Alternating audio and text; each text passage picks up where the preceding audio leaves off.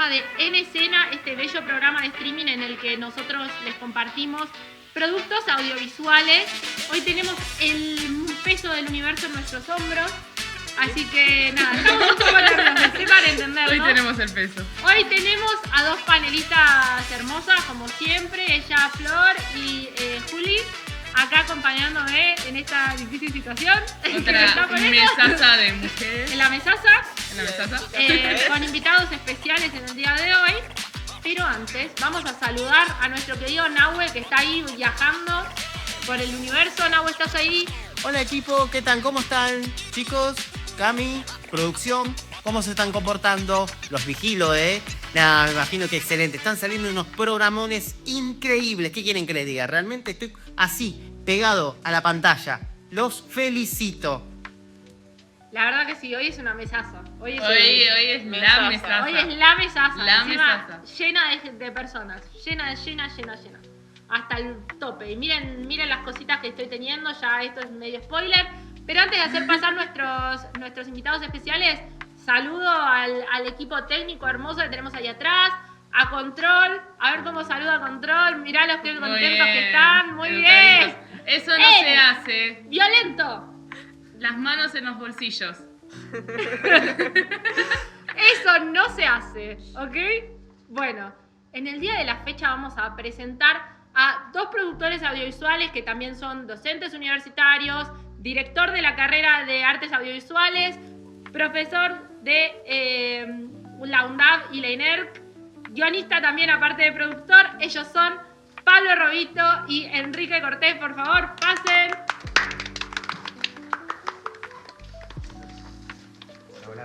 Buenas, ¿qué tal? Bienvenidos sean a nuestro humilde set de producción.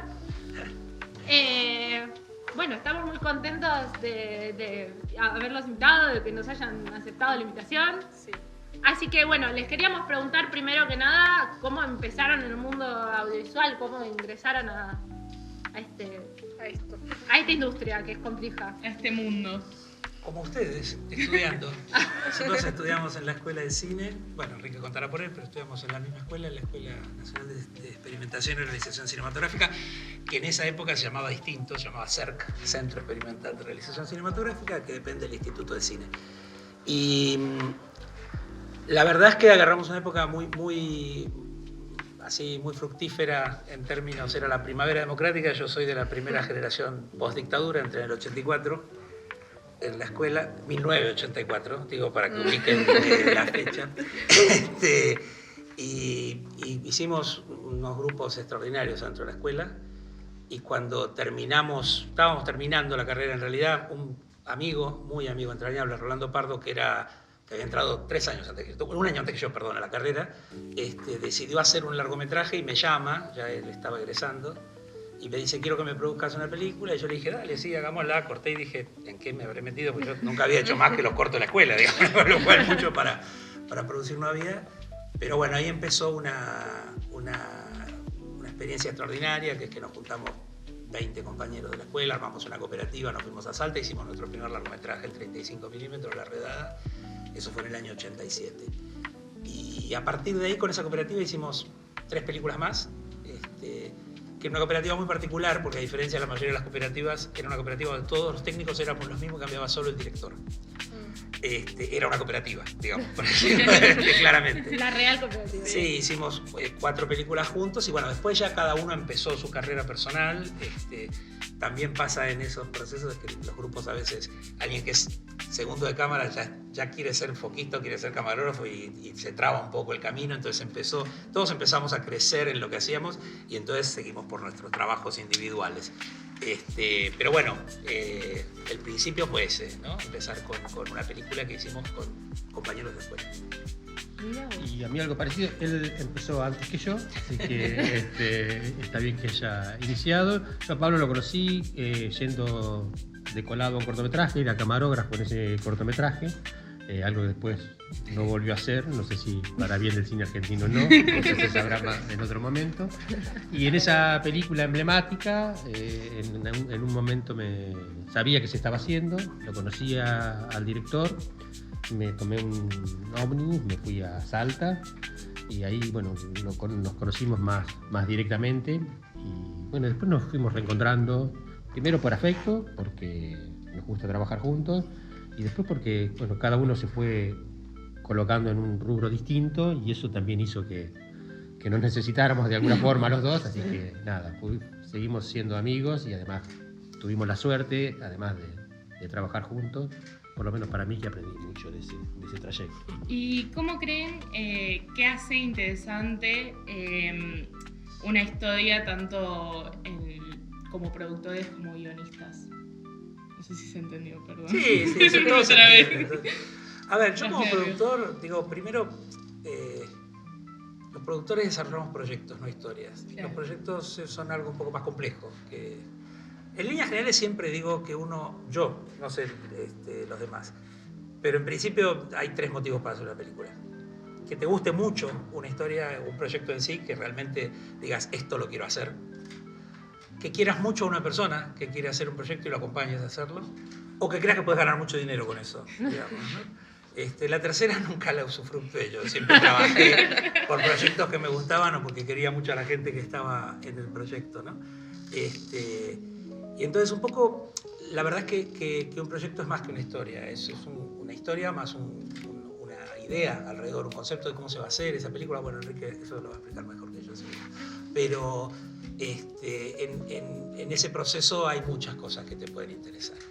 En líneas generales, un proyecto audiovisual es un periodo extenso de tiempo a dedicarle a algo, con lo cual yo sugiero que les guste mucho lo que están haciendo, porque si no es difícil sobrellevar un proyecto completo. Es difícil hacerlo si no sentís pasión por lo que estás trabajando también, Sí. así que es como muy importante esto de que te guste, si no, no sirve. Pero la verdad también es justo decirlo, no siempre los proyectos te generan pasión. A veces hay circunstancias. Yo tuve 30 años una productora. Y cuando vos tenés una productora y tenés gente a tu cargo y tenés una secretaria y tenés un abogado y tenés una contadora y tenés que pagar el alquiler y tal, los proyectos los tenés que hacer porque hay que mantener una estructura fija que está funcionando, porque hay que pagar los sueldos todas las semanas a los técnicos, porque hay que pagar a fin de mes las cuentas. Entonces muchas veces hay proyectos que te gustan más, otros que te gustan menos. En cualquier caso yo nunca he podido hacer un proyecto que no me gusta, en mucho tiempo. Hay una cuestión que, digo, para resolver este problema por ahí, que se plantea, que tenés que... es tu vida, lo que haces, lo que te gusta hacer en ese sentido, y te ves incorporado por ahí a proyectos que no son... A los guionistas nos pasa mucho. Alguien nos llama para hacer una película que está en el imaginario de otro. Claro. Yo digo que la forma de salir de esa trampa es tener pasión por lo que haces, en ese sentido. Bueno, por el profesionalismo, por formarte, si sos productor o si sos guionista, bueno, quiero hacer lo mejor posible eso que yo hago. Entonces, me parece que eso, ahora siempre, es mejor cuando esa pasión se comparte desde una perspectiva artística o estética, porque eso te impulsa más. Pero una película que no me gusta, yo tengo que hacerla con la misma pasión que una que me gusta, porque si no me estoy haciendo trampa a mí mismo, ahí está el problema. Me acordaba de eso y quizás lo hayan visto, lo puedan ver. Hay un reportaje a Orson Welles en el que le pregunta si ha trabajado habitualmente con amigos y él dice que sí. Y eso le ha traído problemas, innumerables problemas. Dice, ¿lo volvería a hacer? Sí. Bueno, también pasa un poco eso, ¿no? Ustedes que están hoy acá forman parte de un núcleo que va a ser la que produzca el imaginario del futuro. Bueno, se conocen, se relacionan. Uno ve al cine solamente como una perspectiva artística, pero es bastante más. Uno se apasiona por vivir de esta manera. Yo supe en esa primera película, en la que no comí bien, no dormí bien, no cobré bien, mejor dicho, no cobré, pero el día que volvía, que me tomaba un micro para volverme al sur, en mi cabeza yo sentí, esto yo lo quiero hacer para siempre, ¿no? Y la idea es que esa pasión te mantenga vivo, ¿no? Sí. Después hay idas, vueltas, bajadas, subidas, pero eso tiene que estar. Bueno, después de esta introducción con tanta información que nos están dando, nos gustaría mostrar un poco del tráiler de Mia que nos trajeron para mostrar, así que, por favor, tape.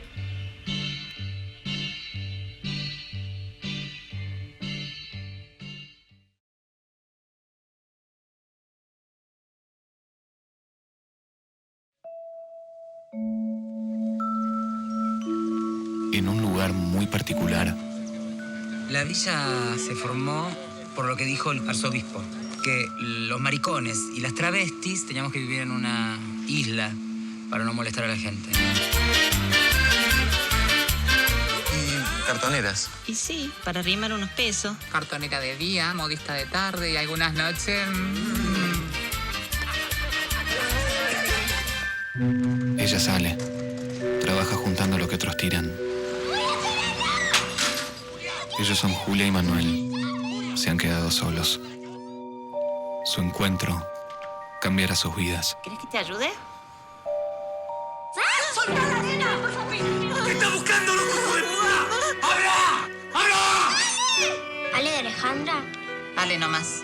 Ale a secas. No quiero que vuelvas a esa casa. Se llama Manuel, es mi papá. Una película sobre la posibilidad de ser feliz. ¿Y por qué lo que Ale tiene que ir a ver a esa nena otra vez? Va a terminar presa. Nosotras podemos vivir como el resto de la gente en una casa.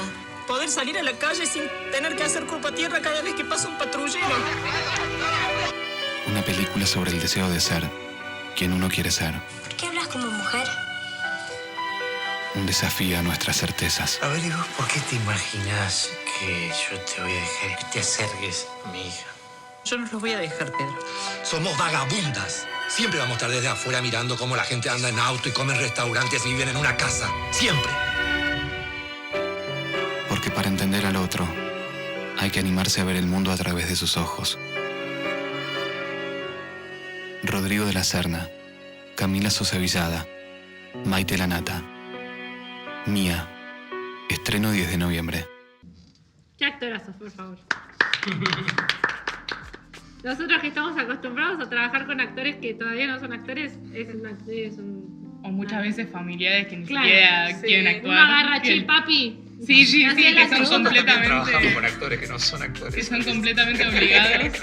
Piensen que los actores trabajan con técnicos, que son ustedes que no son técnicos. También, bueno. Sí, también. Bueno, un poco y un poco. Un poco de esto, un poco de aquello. Bueno, me gustaría preguntarles, desde el lado de la producción, digamos, ¿cómo se hace para llevarse bien o para relacionarse correctamente con la idea que tiene el director y el guionista, que son los que te pelean la plata todo el tiempo? ¿Cómo uno dice, che, acá te estás pasando? O sea, esto no lo puedo conseguir. Que no es exactamente así. En realidad, primero, la idea no siempre es del director. Hay veces que sí, y muchísimas veces en nuestro cine es lo más usual. Nosotros tenemos una cinematografía muy de director, o sea, donde el director es quien lleva adelante el proyecto, quien soñó la idea, etc. Pero tenemos muchísimas películas que son ideas de los productores, tenemos muchísimas películas que son ideas de los guionistas, y a veces de un actor que trae un proyecto, etc. Digo, los proyectos se generan de diversas maneras. La génesis del proyecto no es una sola. Lo que está claro es que hay un momento en que hay por lo menos 3 patas del proyecto, que son la dirección, la producción y el guión, que se tienen que juntar para desarrollar ese proyecto. Yo digo esto, a veces me dicen, no, la película yo hice el guión, la dirección y la producción y la hice yo solo. Bueno, sí, la hiciste vos solo, pero hiciste dirección, guión y producción. Tenés que las 3 cosas ponerlas sobre la mesa. En general, cuando las haces solo, hay alguna que está perdiendo con respecto a otra. Entonces digo, salvo que seas Spielberg o no sé, o Woody Allen, de estos tipos que tienen, claro, una cabeza muy particular que pueden producir, guionar y dirigir sus propias películas, ¿no? Pero en líneas generales hay una saludable tensión de trabajo entre esas 3 áreas. Y el cine es un producto colaborativo, y el audiovisual por extensión también, pero el cine más, con lo cual nunca es la idea de alguien que termina de la misma manera. Es una idea donde la gente va aportando cosas y esa idea se va transformando en algo, ¿no? Entonces, ahí sí aparecen roles muy diferentes, ¿no? El productor, como nos gusta decir a nosotros, es el que hace posible que algo exista, ¿no? Eso es producir. Producir etimológicamente quiere decir crear, hacer que algo exista. El guionista es quien conoce cómo narrar y cómo darle una estructura a eso que se quiere contar, y el director es el que pone la mirada, el que dice esto lo vamos a ver de esta forma, ¿ok? Después me decís, no, pero la idea narrativa era del director. Bueno, ese es otro problema, está fungiendo como guionista el director, si la idea narrativa es de él, no importa quién lo pone, o no, la trajo el productor, bueno, ese es el argumento y es parte del trabajo del guión.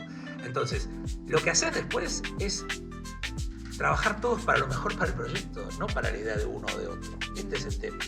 si todos trabajamos para que el proyecto sea el mejor proyecto posible, seguramente va a haber rispideces, va a haber diferencias, va a haber alguno que quiera una cosa, otro que quiera otra.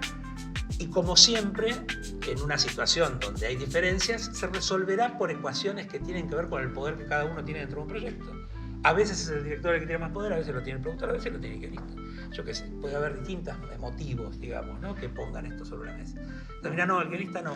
Y más o menos, porque si vos de pronto querés hacer un guión extraordinario de un libro, que el guionista dice, si no se hace el guión que yo quiero, la película no se filma, y estás atado a hacer lo que él quiere, y si querés hacer la película lo tenés que seguir. Entonces, ahí hay una ecuación de poder en manos de quien maneja la historia. En líneas generales, mi trabajo como productor, o por lo menos como yo lo entiendo, es hacer que las cosas se resuelvan sin poner esas ecuaciones de poder sobre la mesa.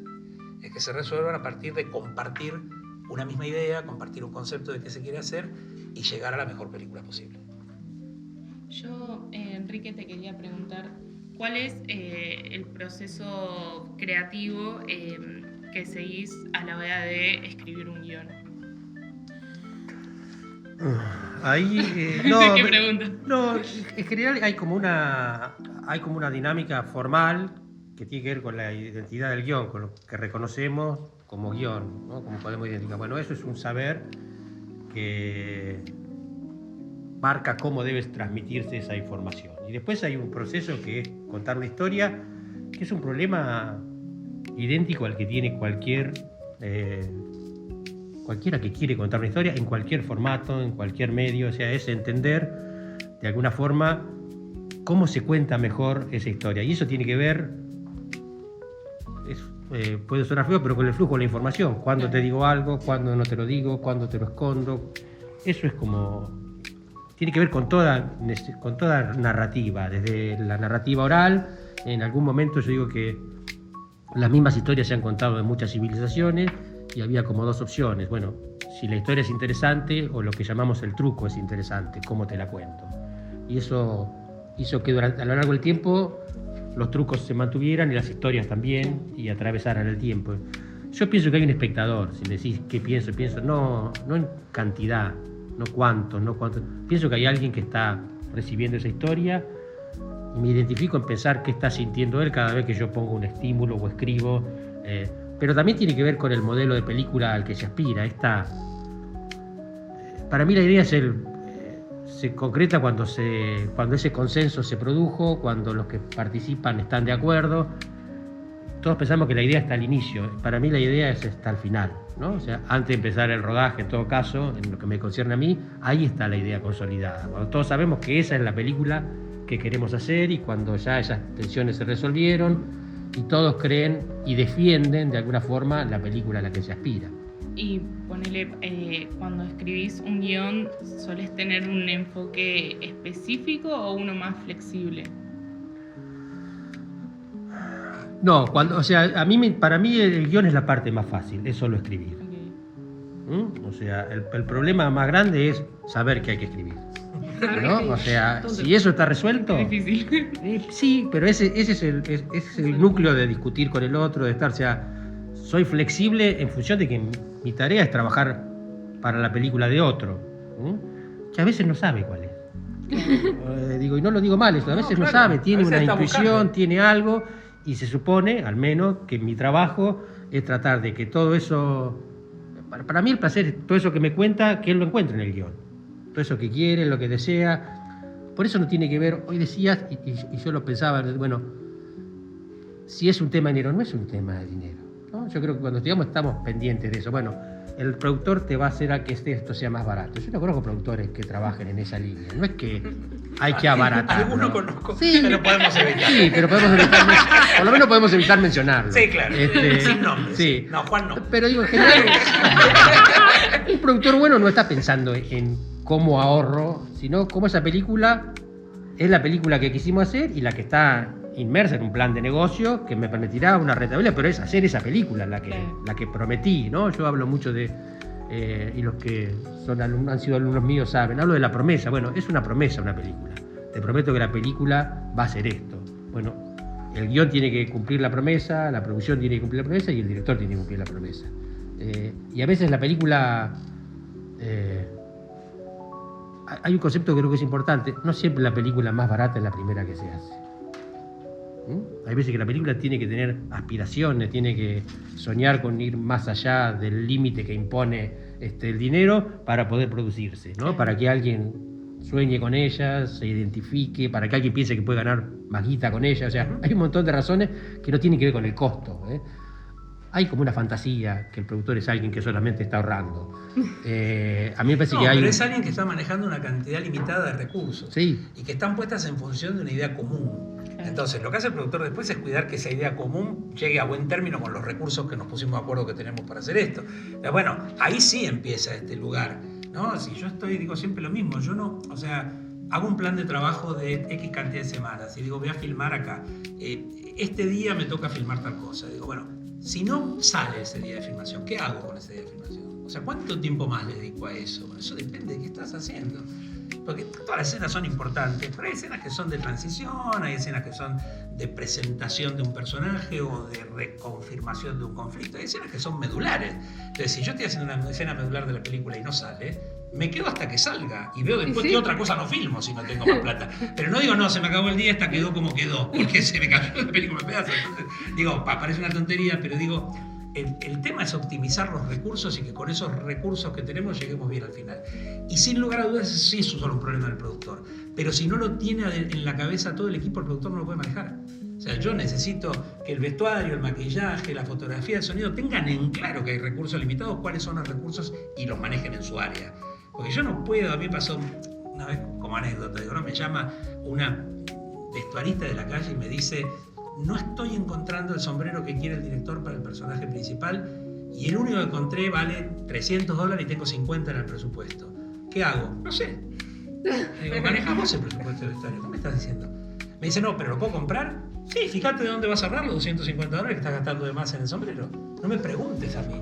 No, pero es que no tengo de dónde ahorrarlos. Entonces hay que explicarle al director que tiene que cambiar el sombrero. No me preguntes algo que yo no te puedo contestar porque es mentira que no tenés de dónde ahorrarlo. La diferencia con otra directora de arte que me llama en medio del rodaje y me dice, Pablo, te aviso que yo iba a comprar 500 impermeables, pero lo resolví con 50 y los de las fondo porque esa plata la puse en otra cosa. Resolvió la escena. Dijo, pongo 50 con impermeables adelante y los de atrás no tienen impermeables. Y habló con el director de fotografía, habló con el director, se pusieron de acuerdo y lo resolvieron de esa manera. La idea es que no, que estén los recursos para hacer eso, pero lo cierto es que después hay una dinámica cuando vos filmás y esa dinámica hace que todos los días no pasen las cosas que uno quiere. Y tiene que estar ajustando esos recursos todo el tiempo. Ese sí es un trabajo de la producción, pero no hacer una película más barata. Claro, todo eso viene a ser como que lo más desafiante en el momento de ser a productor. ver, yo la segunda película que hice, que se llama Loraldi, El tiempo de las flores, era una película que transcurría en la Argentina con una persona que se había ido en el proceso, volvía y hacía el recorrido que habían hecho sus abuelos al venir 100 años antes a la Argentina. Le dimos vuelta, la presupuestamos, no podíamos hacerle. Al director le digo, che, el tipo viene desde España y se vuelve a España. Y vos contás qué pasa, pero lo contás desde acá. ¿Por qué no lo contamos en España? Me dice, porque es carísimo. Digo, sí, pero yo le saco plata de España para hacer la parte de España. Carísimo, no tengo otro lugar de sacar los recursos. ¿Se puede? Le digo, sí, escribí escenas en España y en Argentina y la hacemos. Y dicho y hecho, me escribió al principio en España, al final en España, fui, conseguí una coproducción en España y hicimos la película. La película se pudo hacer porque se encareció y porque apareció, como decía Enrique, un recurso que hizo atractivo eso para otro. Bueno, la película puede ser mejor, pero eso estamos discutiendo otra cosa. Pero digo, no siempre un proyecto se hace porque se ajusta.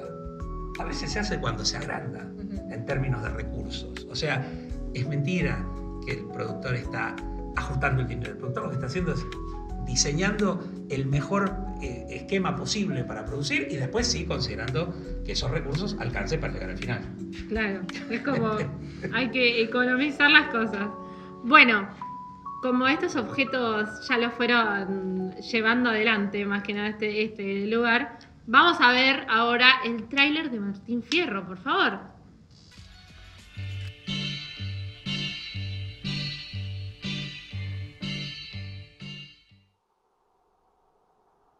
Habrá un tiempo en que el gaucho vuelva a ser el dueño de la tierra.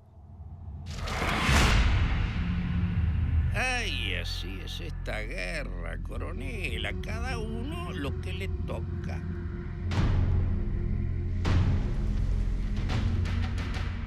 Y a mí me toca la peor parte. No tengo recursos y usted me pide que le dé seguridad en la frontera. La patria se lo pide. La semana pasada le mandé caballo. Bueno, ¿qué más necesita? Necesito jinetes. No tarde, que lo vamos a estar esperando.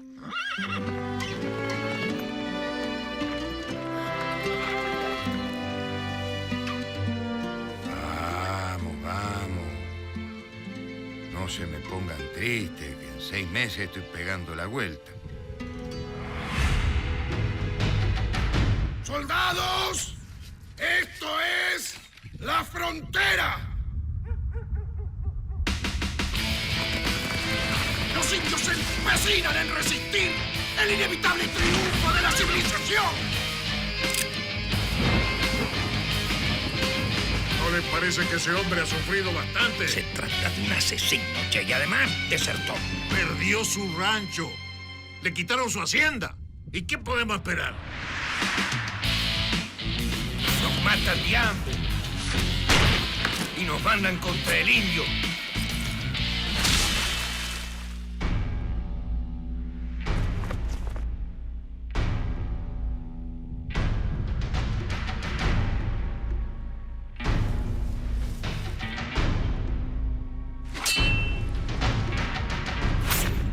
Yo soy gaucho, carajo, y no me avergüenzo.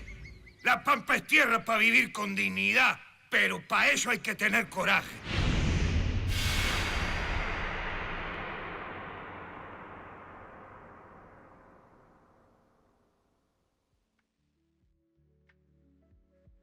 Qué lindo. Hermoso. Sí, Hermoso. buenísimo. Encima animaciones argentinas. No. Bueno, vamos a hablar un poquito desde el lado de los procesos, que son procesos muy largos a la hora del cine, desde que hay un proyecto hasta que se hace el proyecto y se termina, son años y años de trabajo.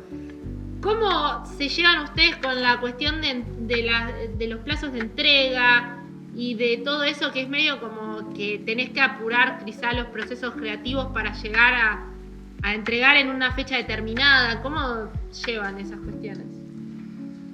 A ver, de nuevo, si planificas bien no apuras nada, ¿no? Se supone que uno lo que tiene que hacer es entender los procesos y diseñar un modelo en el cual pueda llevar adelante un producto de la manera que hay que llevarlo adelante. La animación es muy compleja, es especialmente compleja porque, bueno, ahí sí que tenés que crear todo, nada existe, no hay que poner la cámara y grabar gente, digo que no existe, pero bueno, por lo menos te resuelve, no, acá es dibujito a dibujito todo lo que hay que hacer en la película. Entonces, hay un trabajo de diseño que es muy complejo, previo, que empieza como en cualquier película con la decisión conceptual que decíamos antes que hay que tomar en relación a un proyecto en particular, ¿no? En este caso ahí Enrique tuvo un peso importantísimo al definir que esto era un western, ¿no? Por decirlo de alguna manera, o que tenía que tener esas características de género, que no era algo que estuviera en el proyecto inicialmente. Por eso vos decías antes, ¿por cómo haces para hacer lo que el director quiere? No, o sea, este fue un proyecto de producción, teníamos una idea en la cabeza de qué íbamos a hacer, yo ya ingresé cuando había otros productores que tenían otra idea en la cabeza y yo se la cambié, y después vino Enrique y nos la cambió a todos. Entonces, ese proceso inicial estuvo. Y después son procesos muy complejos porque tenés la línea, el dibujo, los layouts, todo lo que lleva adelante el proceso de animación, y sumado en la postproducción a toda una construcción sonora y toda una construcción específica en términos, digamos, musical. En este caso es una película que tiene, creo que 70 y pico de minutos, tiene 53 minutos de música, ¿no? O sea, la animación tiene esa demanda, ¿no? Entonces, bueno, nada, los procesos son complejos. Yo hice otra animación también que hicimos también con Enrique Selkirk, que es el verdadero Robinson Crusoe, que esa fue más compleja porque esa se hizo el diseño acá, después se hizo el stop motion en Uruguay, se hicieron los escenarios 3D en Chile y luego se vino acá a grabar la música y a compaginar todo al final, ¿no? Como digo, planificación. Hay algo sí específico que es que si ustedes algún día hacen una animación, se van a acordar mucho de un par de profesores que tuvieron en la carrera, particularmente de Luca Fujimi y de Roberto Rodríguez. Porque en cuanto ustedes no pongan bien el nombre de un archivo, no cataloguen bien cómo se nomina una toma y a dónde va, no se puede hacer animación. O sea, ahí no hay nada, quiero decir, uno no puede poner 62.8B, 62.8B, ok, 62.8B, ok, 62.8B, ok, y esta es la verdadera. No sé, eso es el desastre que hacemos todos cuando agarramos los archivos. Bueno, lo primero que tenés que aprender en la animación es a la secuencia de información que comparte muchísima gente que está en el trabajo. Y después, bueno, con la planificación vas adelante. La entrega de los tiempos es la que te propusiste, digamos. Pero como en una película de live action, de acción, tenés un cronograma de trabajo a cumplir y lo cumplís. La diferencia es que la animación es mucho más amplia. Tenés un programa en vez de por ahí de 8 meses, de 2 años o 2 años y medio. Pero bueno, cuando hicimos Fierro, era la primera animación que yo hacía. Y la verdad es que bueno, fue complejo ponerse al día con todo lo que tenía que ver con organizar cómo se iba a hacer. Y, por ejemplo, ¿qué consejo nos darías a los estudiantes si quisiésemos producir una película animada? Bueno, lo que les dije, o sea, básicamente planificación y control de todas las etapas del desarrollo. Digo, gran parte de la efectividad del resultado del producto tiene que ver con eso, ¿no? Con que uno sepa qué está haciendo, pero lo que está haciendo lo entiendan todos. El código común en la animación es mucho más fuerte que en cualquier otra actividad. Siempre necesitas un código común, ¿no? Porque si decís algo y el otro no te entiende y no hay comunicación, las cosas no funcionan. Pero digamos que acá son tantos, digo, en un pedacito de una toma que dura segundos, tenés 60 dibujos, tenés la banda sonora, tenés la música, tenés las voces, ¿no? Por ejemplo, una cosa que mucha gente no sabe de la animación. Uno dibuja la película primero, hace lo que se llama un animatic, que es como un dibujo a dibujo que vos vas armando y lo editás en tiempo. ¿Y con qué lo editás? Grabás todas las voces de la película. Es decir, esas son las que quedan, no esas se graban para armar la película y ver cómo va a quedar. Luego se hace toda la animación y se vuelven a grabar las voces al final definitivas. Entonces, todo eso es un proceso de trabajo que es complejo. Y yo lo que les sugiero es que lo aprendan antes, no en el camino, porque es realmente difícil de maniobrar. ¿Sí?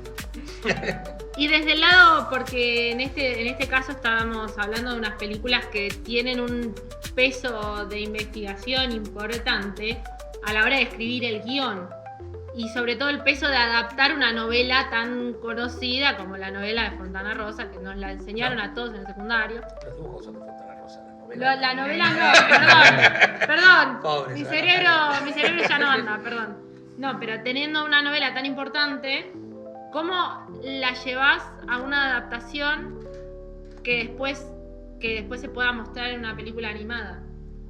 Digamos, no sé si se entiende. Bueno, sí, perfectamente se entiende. Ese ha sido el principal problema desde la perspectiva, digamos, de todos los problemas que mencionó Pablo que son reales. Digamos, en ese sentido, no es tan real, no es tan palpable, pero es el gran problema, es ir a tocar un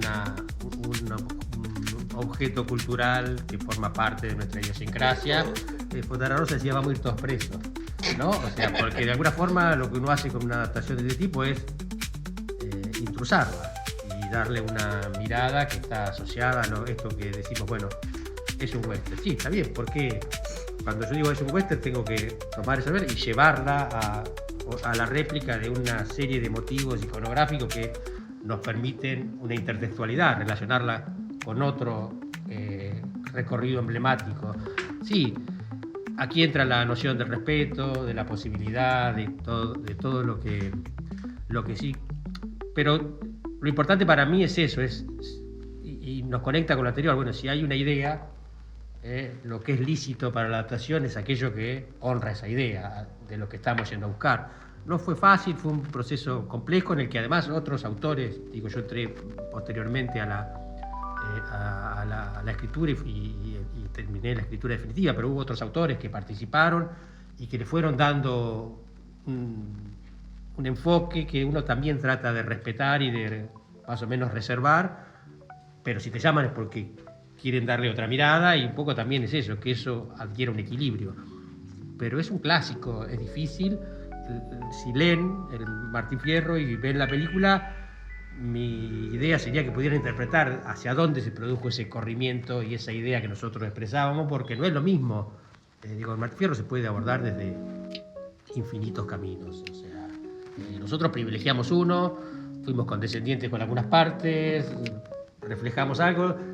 Cuando uno encuentra una novela de otro tiempo en su tiempo, lo que hace es apropiársela y ponerla en nuestro tiempo, ¿no? O sea, por más que suceda en el pasado, lo que hacemos es tratar de mirarla con los ojos del presente, y en ese sentido lo que hemos hecho, que ha sido todo con buena fe, tiene que ver con eso, con volver a ponerlo hoy, en nuestro tiempo, este viejo conflicto planteado por Hernández en otro tiempo. Por suerte no fuimos presos. En algún lugar. No, y hay algo que es interesante, pero digo, a mí como productor, mis socios, porque digamos, yo me ocupé de llevar adelante el proyecto como productor ejecutivo, más allá de ser además productor, me reclamaban mucho no hacer una película más masiva, más para el público, más mainstream, más atada a la animación, más característica que uno suele entender como un fenómeno masivo para las audiencias. Y yo decía que bueno, que me parece que nos estábamos metiendo con una obra que ya traía aparejadas una cantidad de cosas y que teníamos que ser rigurosos en cuanto a cómo queríamos contar eso que queríamos contar. Y que había concesiones que podíamos hacer, como decía Enrique, ser condescendientes con algunas cosas que tienen que ver con que, bueno, nosotros adaptamos la primera parte de Martín Fierro, ¿no? Evidentemente no la segunda, que la filmé otro, porque no, es bastante compleja la primera. Y obviamente, si uno lee esa primera parte del Martín Fierro, faltan 3/4 partes, obviamente, de eso. No está todo. Uno tomó decisiones de hacia dónde ir, como dice Enrique, ya en la escritura del guión, pero también en cómo hacíamos la música, en cómo hacíamos, en cómo manejábamos el dibujo, ¿no? El trazo de Fontana Rosa es fundante, pero había que hacer algo con esos fondos, había que hacer algo, o sea, Fontana Rosa dibujó los personajes, no hizo los fondos de la película, quiero decir, ¿no? Entonces había como una cantidad de cosas a poner ahí, y esas fueron decisiones que se fueron tomando como se toman en cualquier proyecto de este tipo. La música, por ejemplo, vino el músico y me dijo, mira, yo sueño con hacer esto con elementos muy autóctonos, pero me gustaría tener una orquesta muy fuerte atrás, porque hay momentos que los imagino a gran orquesta. Me estoy hablando de una orquesta de 70 músicos, me dice, con xilofón, con arpas, con cosas. Eso era imposible de producir en la Argentina. Era imposible de producir porque no teníamos una orquesta de esas características que funcionara, y porque ponerse a armarla y hacer que esa orquesta pudiera grabar como corresponde nos llevaba meses de ensayo, y era imposible de sufragar. Bueno, mientras discutíamos cómo hacerlo, encontramos un español, un director de orquesta español, que se fue a Bratislava en la época que había caído el muro, y agarró estas grandes orquestas de la época soviética, de la época de la Unión Soviética, que habían quedado inactivas, y la reactivó para el cine. De hecho, muchísimas películas españolas hicieron ahí, después se hicieron muchas argentinas. Y como decíamos un poco en chiste, a lo que nos gusta la música son esas orquestas que le tirás la partitura y mientras cae la van tocando, ¿no? O sea, pueden tocar cualquier cosa de cualquier manera enseguida, y salen, viste, una cuerda de 12 violines y atacan juntos, no tenés que ensayar, quiero decir, y hacen eso desde los 10 años juntos y funciona de esa manera. Y grabamos 53 minutos de música en Bratislava en 3 jornadas de 4 horas. O sea, acá no hubiéramos grabado un tema en ese tiempo. No, porque no había forma. Entonces vos entrabas y se sentaban, y además fue muy gracioso porque grabamos el sábado a la mañana, el sábado a la tarde y el domingo a la tarde, porque el domingo a la mañana grababan otra cosa, no porque descansaban. Entonces nos fuimos un fin de semana y nos trajimos 53 minutos de música grabada. Bueno, son cosas que son decisiones, porque esta película no sería la misma sin esa orquesta. Era muy difícil hacer la música de otra manera. Y entonces, a veces no solo es más barato, ¿no? Es lo mejor posible para un proyecto que demanda algo. Pero igual son decisiones. Otro productor hubiera tomado otras, otro guionista hubiera tomado otras, ¿no? O sea, otros directores, Norman y Liliana, obviamente, y el músico, Mauro Lázaro, un músico extraordinario, también hubiera tomado otras. Quiero decir que es un conjunto de decisiones que tomamos para desarrollar algo. Pero hay una cuestión en esto, o sea, si uno piensa en el drama de Martín Fierro, es bastante difícil asociarlo a una dinámica de un western. O sea, si lo piensa, sí, tal vez de un espagueti, pero no de un western en términos concretos. Y esa épica, digamos, que también los demandaba una película, también está asociada a la construcción del paisaje, y el paisaje está asociado a la construcción de esa música, ¿no? O sea, el costado épico de esta construcción, la forma. Ahora, para eso había que escribir muchas más escenas que se asociaran con la transición que con el problema dramático central. porque eso era lo que le iban a dar en mucho sentido el carácter épico a esa construcción.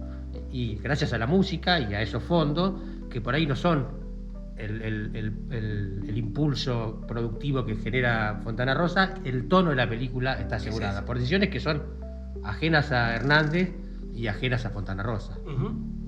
Y hay una escena que para verlo, nada, cortito. La escena de la pelea de Fierro en el fogón, cuando empieza a llover y las gotitas se empiezan a escuchar y se construye toda la música de la pelea. Esa es una partitura de xilofón, escrita para un xilofón, sabiendo que esa iban a ser los movimientos de la música. Entonces, es decir, bueno, no es que el director se juntó, hicieron unos dibujitos, lo trajeron y dijo, ¡ay, qué lindo, pongamos un xilofón! No, o sea, está todo trabajado para que funcione de esa manera, esa construcción dramática, esa construcción sonora en la forma de contar esa escena, ¿no? Y digo, bueno, esas son decisiones que dependen de mucha gente. Y bueno, obviamente alguien toma una decisión final y dice, por acá, ¿no? Esto sí, esto no, esto asá, ¿no? Ahora, cuando yo me dicen, bien así, digo sí, yo no decidí que notas de xilofón se tocaban, eso lo hace el músico, ¿no? Claramente, digo, pero sí entendí qué me estaba proponiendo con esa escena y por qué servía. Y el director también, entonces armó una forma de dibujar esa escena que tenía que ver con esa propuesta sonora. Bueno, ahora tenemos una pregunta de un viajante del tiempo, así que mis compañeras les van a... No, prestale el tuyo, Juli, porque no sabemos eso. Ok. Prestale el tuyo. A ver. ¿Están bien? Ok. Pueden usar los auriculares que más les gusten. Bueno. Nahue, ¿estás por ahí? Hola, ¿qué tal, Pablo? Enrique, ¿cómo la están pasando en el programa? Me imagino que excelente. Desde ya le quiero agradecer muchísimo por haber venido a nuestro programa. Bueno, acá en la Undavo. Les queda cerquita. Mi pregunta, primero para vos, Pablo, va a ser: ¿qué sentís a la hora de ver a estos alumnos, a estas alumnas, enfrente tuyo ante esta tremenda producción? Y para vos, Enrique, ¿qué crees que hace como enseñanza ante estas personas justamente que están enfrente tuyo? Bueno, a ver, ya que me preguntó primero, empiezo yo. Te doy así, escuchas bien. La verdad que esto es es un momento extraordinario de la carrera, este momento, digamos, ¿no? Esto surge a partir de una propuesta del profesor Roberto Rodríguez de la materia de contenidos y modelos digitales, donde dice que los estudiantes traigan sus propios proyectos, ¿no?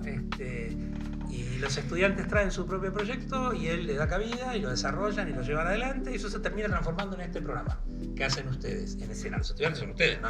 Entonces, a mí me da muchísima alegría estar acá, primero que nada, ver que los estudiantes avanzados de la carrera están en posibilidad de construir esto, saber que tenemos un espacio áulico donde los docentes permiten que esto suceda y promueven que esto suceda y acompañan que esto suceda. Esto la gente no lo sabe, pero hoy terminaron las clases, estamos fuera, el profesor viene especialmente a esto, a hacer el programa con los estudiantes, no es que estamos en el medio de la cursada. Así que bueno, cuando me invitaron me dio muchísimo gusto que me invitaran personalmente a hablar de algo que me apasiona, que es lo que hago, pero además de participar como director de esto, que para mí es uno de los momentos más gratos que uno puede vivir. Así que básicamente es eso, ¿no? Felicitarlos a todos, ¿no? A todo el equipo que está por allá atrás. Los veo todos los días, pero hoy los veo acá como profesionales que me invitan a ver a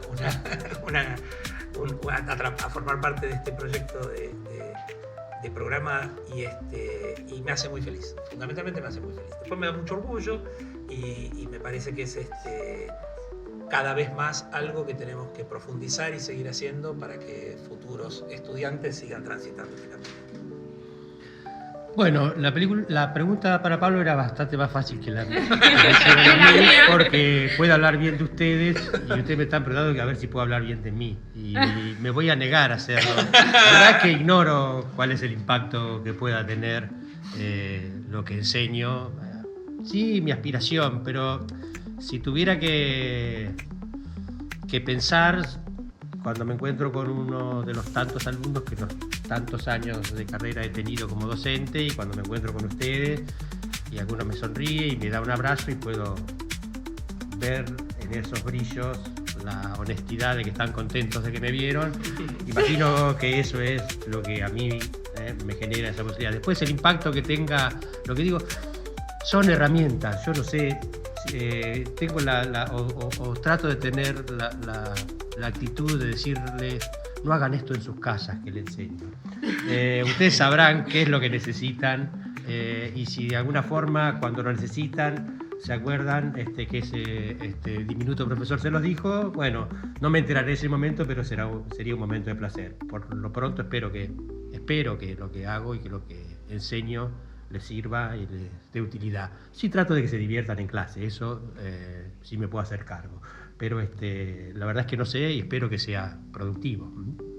Nos tienen a todos llorando acá. Yo estoy al borde de las lágrimas. La verdad, muchas gracias por estar acá, por venir a compartir con nosotros este programa, por responder todas las preguntas que fueron un poco fuertes. Y por compartirnos también estos materiales audiovisuales que ustedes hicieron y que son hermosos y que todos los pueden ver. Y los vamos a despedir mirando el tráiler de el último Robinson Crusoe. Y a verlo.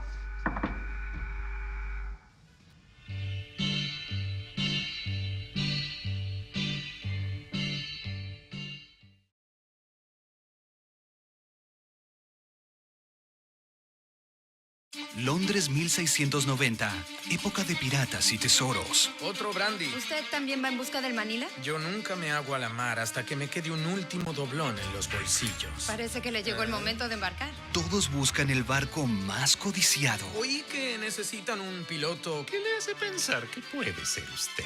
¿Esto? ¡El Cabo de Hornos! ¡Hecho! Este verano conocerás a los piratas más terribles. Nos alimentaremos de la venganza. ¡Cenaremos la gloria de la victoria! ¡Somos piratas! ¿Quién está conmigo?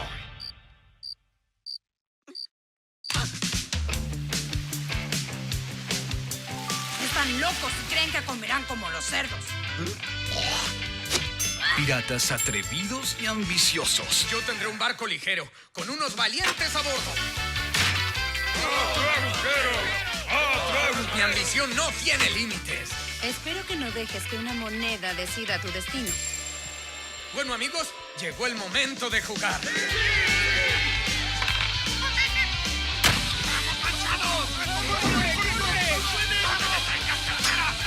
Con esto podrás preparar un buen festín, ¿no lo crees? Piratas que enfrentarán los mayores peligros. ¡Nos vamos a estrellar! ¡No podemos controlarlo! No me provoques, Selkirk.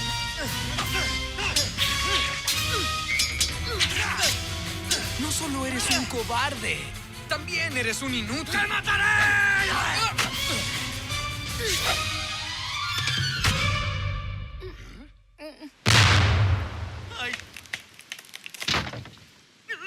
En estas vacaciones llegan los piratas más divertidos. ¡Galeón a la vista! ¿Qué? ¿Dónde?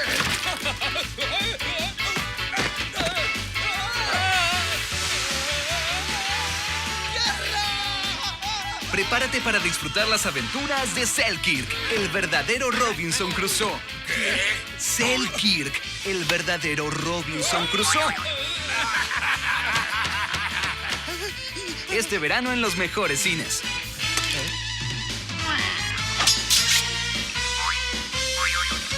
Sensacional estreno febrero 2012.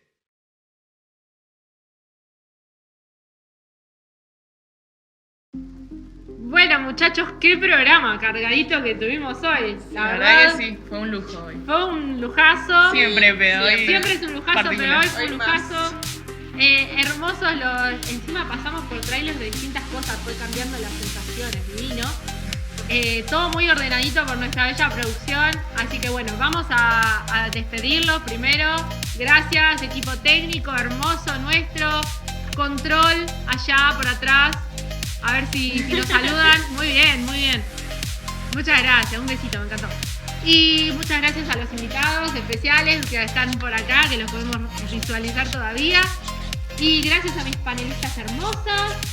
Gracias a vos. Gracias a Nahue, que está, Dios sabrá dónde está viajando por el mundo, por el universo. Y muchas gracias a ustedes por estar del otro lado y nos vemos en el próximo programa de En Escena. Chao.